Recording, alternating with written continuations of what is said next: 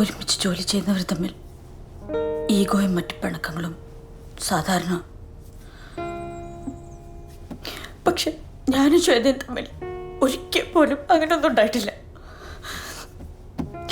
അവൾ എനിക്കെന്റെ സ്വന്തം അനിയത്തെ പോലെയായിരുന്നു.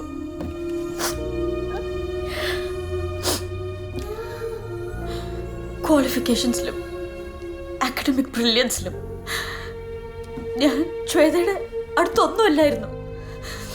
പക്ഷേ അച്ചീവ്മെന്റ്സിന്റെ കാര്യം വരുമ്പോൾ നേരെ മറിച്ചാവും എപ്പോഴും സംഭവിക്കുക. And as we close in on our last few sessions of this semester, it's time to announce our scholarship stipend awardee for the next 2. Based on the overall performance of the current academic year, once again, ladies, it's Miss Daisy Philip Kuravila. Thank you. Congrats, Daisy. Thank you. Daisy, congrats. Thanks. Congrats.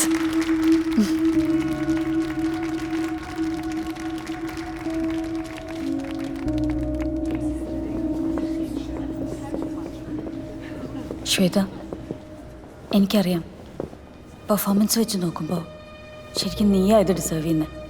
പക്ഷേ അതൊന്നും നോക്കിയിട്ട് കാര്യമില്ല Daisy. But to be honest, ഈ സ്റ്റൈപ്പനെ ഞാൻ വളരെയധികം ആഗ്രഹിച്ചിരുന്നു. മറ്റൊന്നും കൊണ്ടല്ല, ഉണ്ണിയുടെ ജോലി പോയിരിക്കുക, അറിയാലോ. അപ്പോൾ ഈ ഒരു അവസ്ഥയിൽ ഞങ്ങൾക്കിതൊരു വലിയ റിലീഫ് ആവുമായിരുന്നു. ശരിക്കും നീ ഭാഗ്യവതിയാ ഡേസി. നീ ആഗ്രഹിക്കുന്നതൊക്കെ നടക്കുന്നുണ്ട്. ശ്വേത,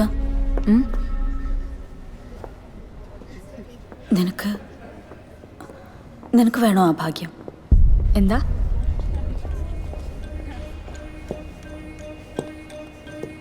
അത് കിട്ടിയാൽ പിന്നെ നിനക്കും നേട്ടങ്ങളെ ഉണ്ടാവും. നീ ആഗ്രഹിക്കുന്നതൊക്കെ നടക്കും. വേണോ?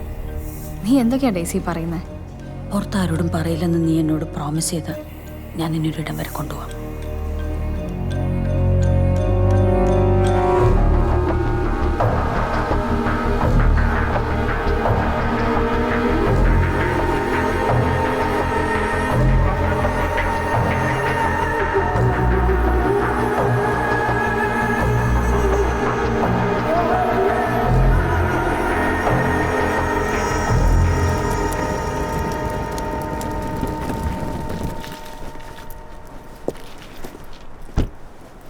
Come.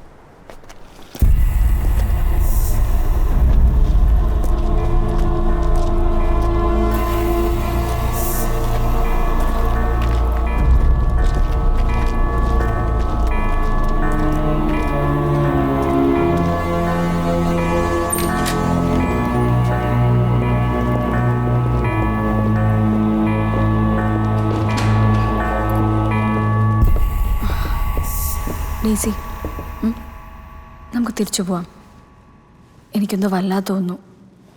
നീ എന്തിനാ പേടിക്കുന്നത്? ഇത് നമ്മൾ സാധാരണ ചേർച്ചിൽ പോകുന്ന പോലെ ഉള്ളൂ. വാ.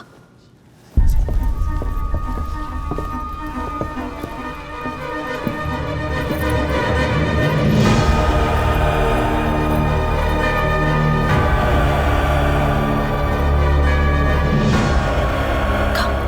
We have to change.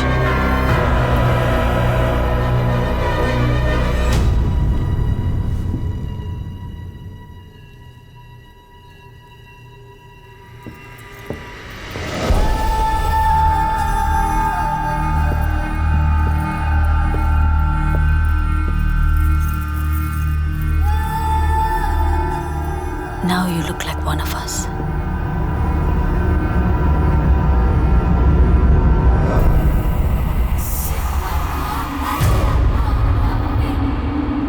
In the name of Satan, the ruler of the earth, the king of the world, we command the forces of darkness to bestow their infernal power upon us. Grant us the indulgences of which we speak. By all the gods of the pit, we command that these things of which we speak shall come to pass. Open wide the gates of hell and come forth from the abyss to greet us as your siblings and friends. എന്തോന്നാ daisy ഇതൊക്കെ? കഷ്ടം. വെറുതെ കളിയാക്കാൻ നിൽക്കാതെ വേണ്ടത് എന്താന്ന് വെച്ചാൽ ചോദിക്കും. യാചിക്കുകയോ അപേക്ഷിക്കുകയോ അല്ല. Ask him and he will give it to you. Come forth and answer to your names by manifesting our desires.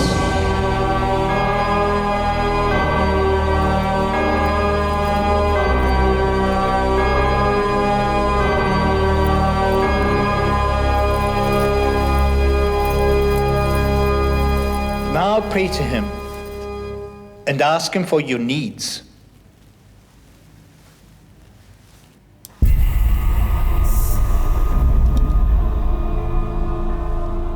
Professor Edward അല്ലേ അത്?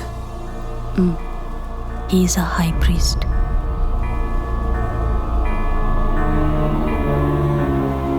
അങ്ങനെ സൊസൈറ്റിയുടെ ഹൈ പ്രൊഫൈലുള്ള ആളുകൾ ഇവിടെ വന്നിരിക്കുന്ന മിക്കവരും അത് പക്ഷെ പുറത്താരും അറിയില്ലെന്നേ ഉള്ളൂ.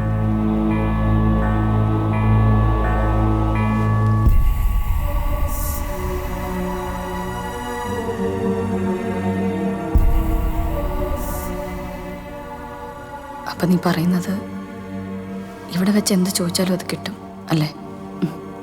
ഡെഫിനറ്റ്ലി. എങ്കിൽ എനിക്കൊരു കുഞ്ഞിനെ വേണം. ഞാൻ നൊന്ത് പ്രസവിക്കുന്ന എൻ്റെ കുഞ്ഞിനെ. ചോദിക്കും, യു വിൽ ഗെറ്റ് ഇറ്റ്. ഒരിക്കലും പോസിബിൾ ആകില്ല എന്ന് ഉറപ്പുള്ളത് കൊണ്ടും ഞങ്ങളുടെ വിശ്വാസങ്ങളെ പൊളിക്കാനുള്ള താല്പര്യം കൊണ്ടും ശ്വേത അന്നത് ചോദിച്ചു.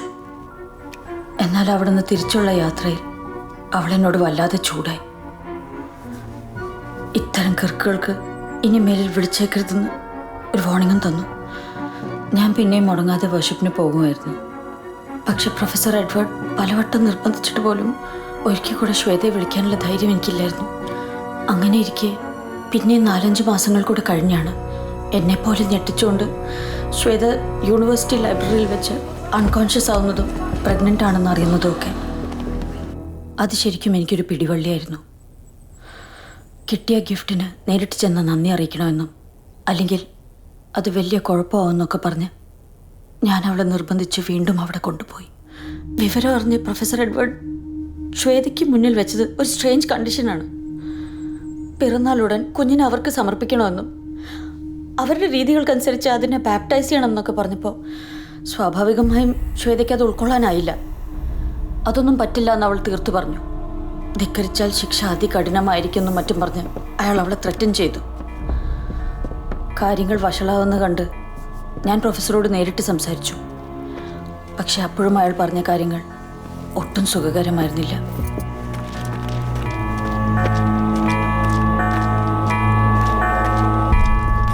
എന്താ ഡേസി, അയാൾ എന്താ നിന്നോട് പറഞ്ഞേ? പറയാം, നീ കയറ്. നീ നിർബന്ധിച്ചുകൊണ്ട് മാത്രമാണ് ഞാനിന്നിവിടെ വന്നത്. ഇവർക്കൊന്നും ഈ ലോകത്തൊന്നും സൃഷ്ടിക്കാൻ കഴിയില്ല ഡേസി, നശിപ്പിക്കാനേ കഴിയൂ. അതാദ്യം മനസ്സിലാക്ക് നീ. ചില കോംപ്ലിക്കേഷൻസ് ഉണ്ടെന്നല്ലാതെ കുട്ടികൾ ഉണ്ടാവില്ല എന്നൊന്നും ഞങ്ങളെ ട്രീറ്റ് ചെയ്ത ഒരു ഡോക്ടറും ഇതുവരെ പറഞ്ഞിട്ടില്ല. പിന്നെ എങ്ങനെ ഇവർക്ക് ക്ലെയിം ചെയ്യാൻ പറ്റും 5 മാസം മുമ്പ് ഇവിടെ വന്നുകൊണ്ടാണ് ഞാനിപ്പോൾ പ്രഗ്നന്റ് ആയെന്ന്? Don't you see it? It's a trap. Shweta, ഇതൊക്കെ ഞാനും സമ്മതിക്കുന്നു. പക്ഷെ നമ്മളിത് കുറച്ചുകൂടി ഡിപ്ലോമാറ്റിക്കായിട്ട് ഹാൻഡിൽ ചെയ്യുന്നല്ലേ നല്ലത്. ഏതായാലും ഞാൻ പ്രൊഫസറോട് സംസാരിച്ചപ്പോൾ അയാൾ തന്നെ ഇങ്ങോട്ടൊരു ഓപ്ഷൻ തന്നു. നിന്റെ കുഞ്ഞിനെ നിനക്കിഷ്ടമുള്ള പോലെ വളർത്താം, അവരതിൽ ഇടപെടില്ല. പക്ഷേ പകരം ഇളയെ അവർ കൊണ്ടുപോകും. എന്തിന്? വരാൻ പോകുന്ന ഏതൊരു പ്രത്യേക ദിവസത്തിൽ നടത്തേണ്ട ഒരു കർമ്മത്തിന് 10 വയസ്സിൽ താഴെയുള്ള ജൂത പെൺകുട്ടിയാണ് അവർക്ക് വേണ്ടത്. എപ്പോഴോ ഒരു കാഷ്വൽ കോൺവെർസേഷനിൽ ഞാൻ പ്രൊഫസറോട് പറഞ്ഞിട്ടുണ്ട് പോലും ഇള ഹാഫ് ജൂ ആണെന്ന്. അതുകൊണ്ട് ഡേസി നീ എന്തൊക്കെയാ പറയുന്നേ? ശ്വേതെ, ഒരുപക്ഷെ വളരെ കുറച്ച് ദിവസത്തേക്കായിരിക്കും അവർക്ക് ഇളയെ വേണ്ടത്. അത് കഴിഞ്ഞാൽ അവളെ നമുക്ക് തന്നെ തിരിച്ചു കിട്ടും. അത് പ്രൊഫസർ എനിക്ക് വാക്ക് തന്നിട്ടുണ്ട്. ഇവിടെ നീയായിട്ടൊന്നും ചെയ്യണ്ട ശ്വേത. തൽക്കാലം ഇതിനെക്കുറിച്ച് ഒന്നും അറിയാത്തതായിട്ട് അങ്ങ് ഭാവിച്ചേക്കുക. ശ്വേത, വേണ്ട, നീ പോണ്ട. ഞാൻ അയാളോട് സംസാരിച്ചോളാം.